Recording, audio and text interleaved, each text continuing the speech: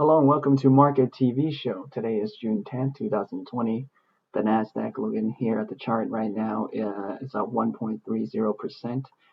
Today's big for tech, big winners at tech.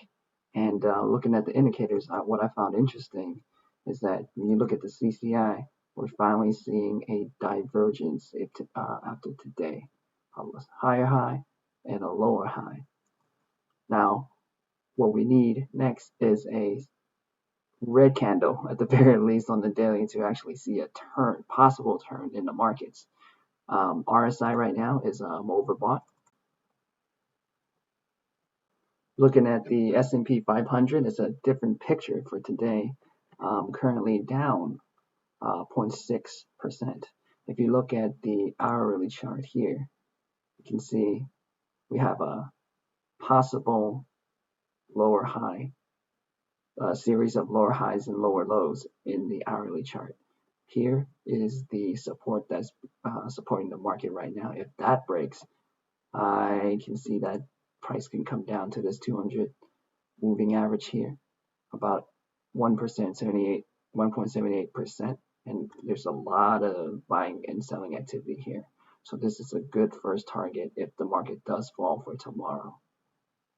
And this is a very different picture than Nasdaq, right? Now let's look at the indicators on the daily. No divergence here on the on the CCI. RSI crossed back below 70, losing momentum.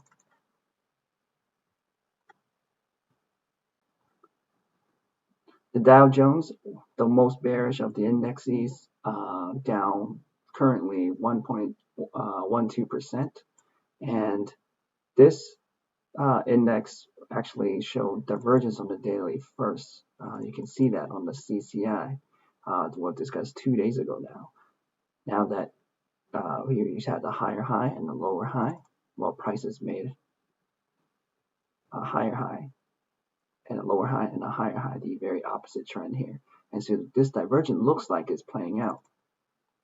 The daily high is now possibly set right there, and then if we make a lower low, we'll probably bounce off the 200 there. See how there's a lot of volume that came in and pushed the market up once it broke the 200-day.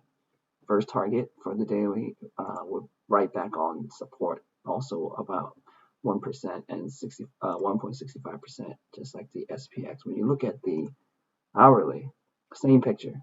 You see this rounding top opportunity right here. And what's notable is that also the last 2 hours of trading, bulls try to push the market higher, but it was rejected twice. Another notable thing is XLF, the financial sector. Last time we talked about it, we mentioned that this is the inside candle of the bearish daily candle previously, and then if we break below the inside candle, the daily candle, which we should have a flush, and that's what we have today.